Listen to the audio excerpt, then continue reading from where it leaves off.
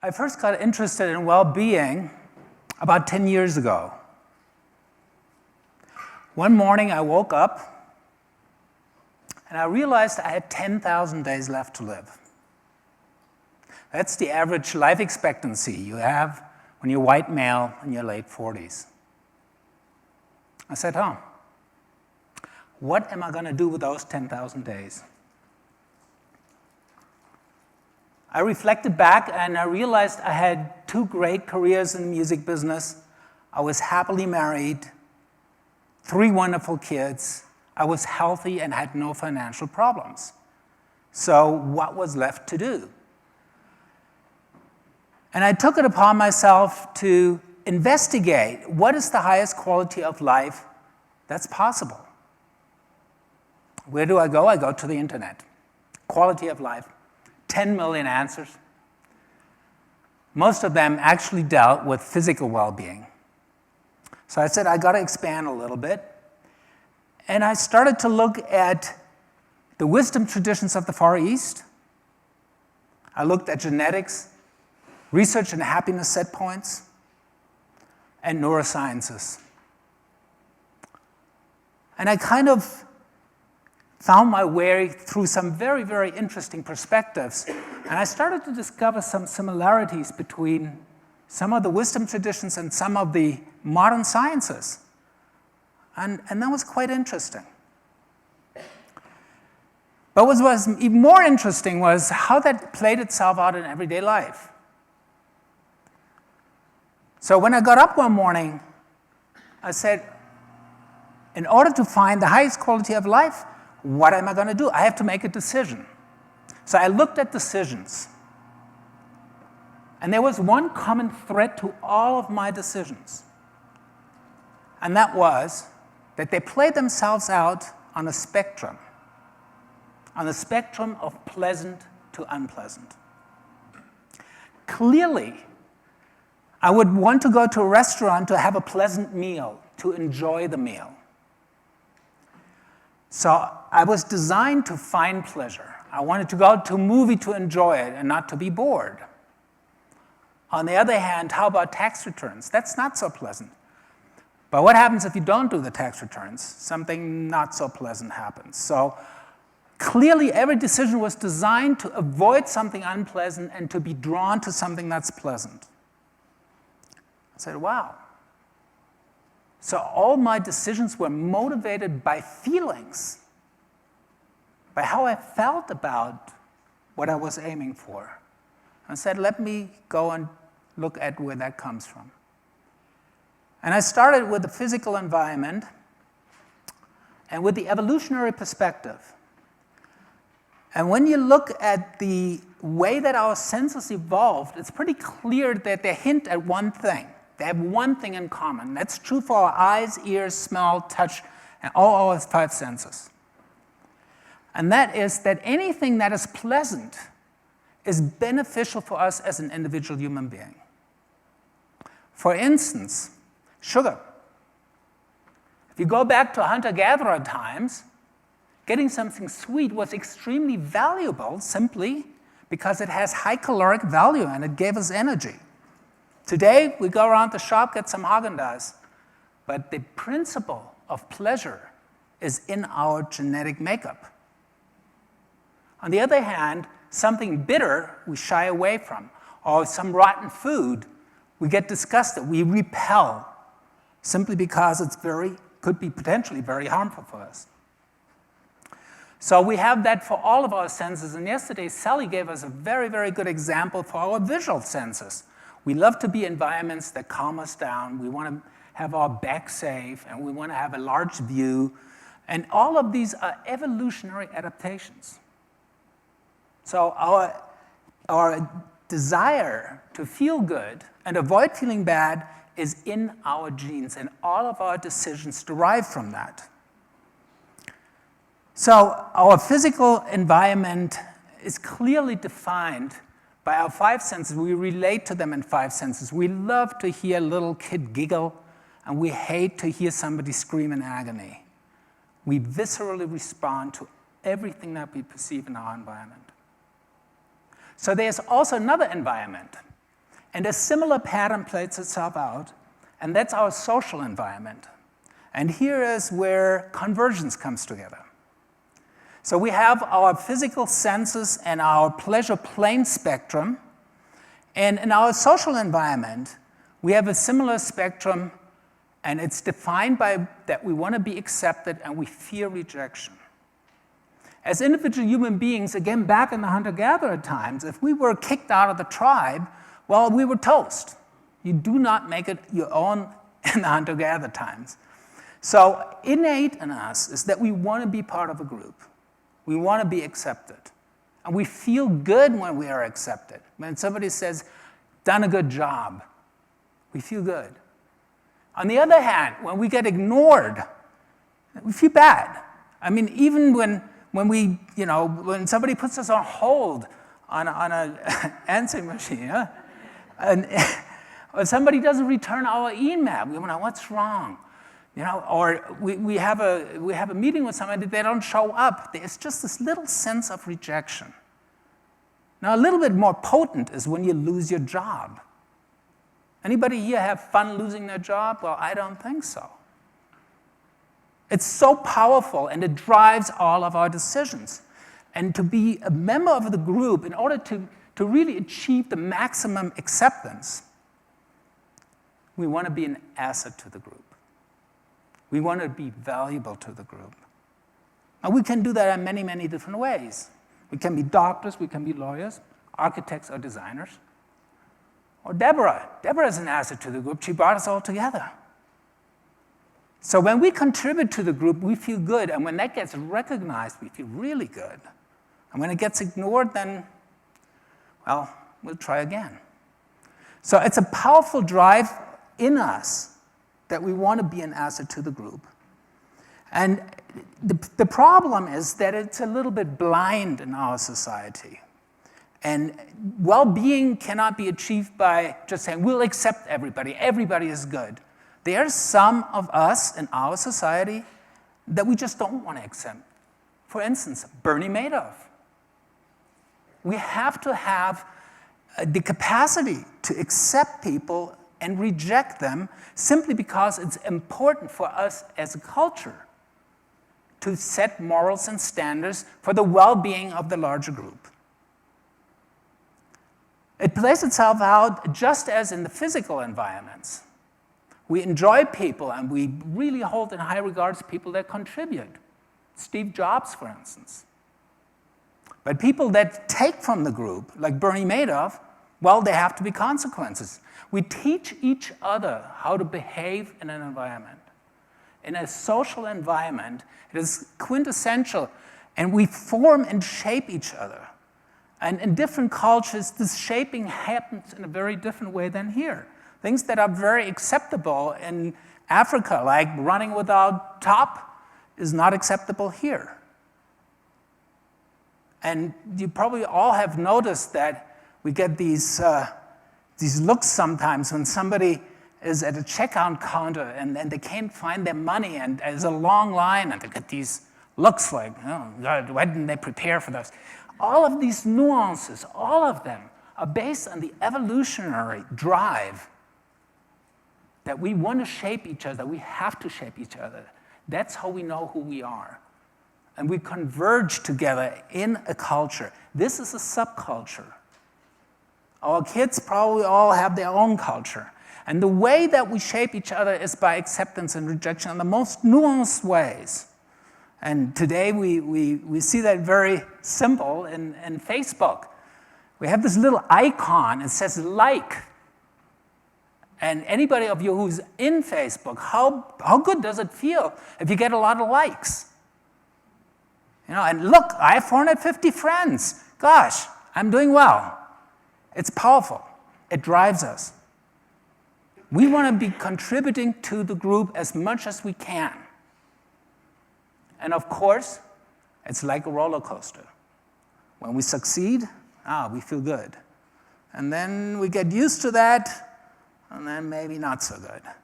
I remember very well, I was playing in a band, and we were having a great time doing our concerts, and suddenly we were with Virgin Records, and we had a top 10 hit. Well, Guess what? We were on top of the world. This was cool.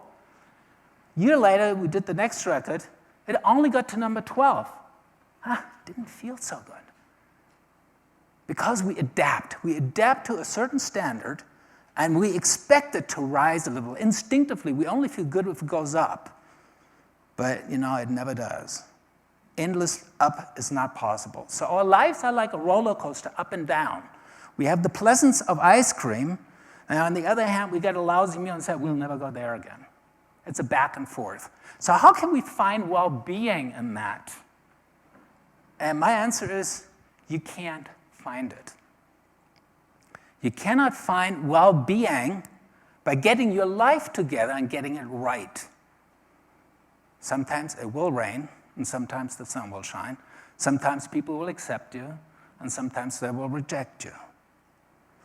Now, this is true in our immediate environment, but it's also true, and this is very unique to human beings, it's also true in our mental environment.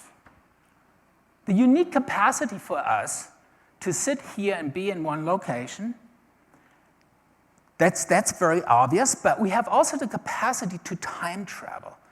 We can think about the future and reminisce about the past. So our emotional up and down is not only determined by our immediate experience, but also what we imagine. For instance, 401k plans.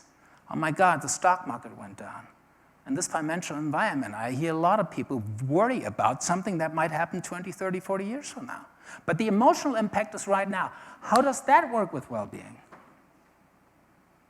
How does it work when we know that the company is going to downsize? And maybe my job, or maybe the job of my coworkers that I got to like, is in jeopardy. And this is one problem of the modern society. It got us where we are today. The iPhone would have not been possible without the capacity to imagine the future. But the price we pay is that our roller coaster is not only by our present environment, by our imaginary one. It goes like this all the time. There's an underlying anxiety, and it gets amplified by a very interesting phenomenon that's called negativity bias. In our hunter-gatherer times, when there was something bad happening, we had a bigger attention to that simply because something bad that's threatening and we missed it could be the last time we missed something. On the other hand, something good, well, maybe it's going to increase our well-being a little bit.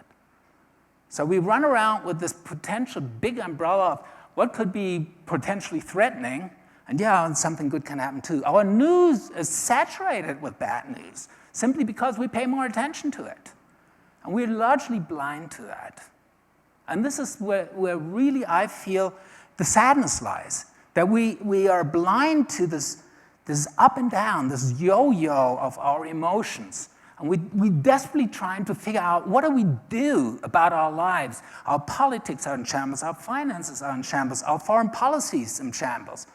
Where do you find well-being in that, So there's no solution. There's no solution to our life as it is. A good example is a research project that had happened about 20, 30 years ago. And it's called Accident Victims and Lottery Winners. And it was very simple. A group of researchers looked at lottery winners and followed them after they won the lottery. And they're all high as a kite. Got it made. Everybody loves us. We can't have it any better. 18 months, and this was true for all of the research subjects. 18 months later, they were about at the same level. They still say, it was good to win the lotteries, but we have these problems, those problems. On the other hand, you probably guessed it by now, the accident victims were ready to kill themselves. Life is over, it's not worth living. 18 months later, they were back at the same level. Christopher Reeve comes to mind. He had a tragic accident falling from a horse during a writing exhibition. He was quadriplegic, but at the end, what happened? He became an asset to the group, although he could not move. He went to Washington and fought for research dollars to fund how we can regenerate the nerves in our spine. And that from a wheelchair. So there is no way, there's no escape whatsoever from the drama of up and down.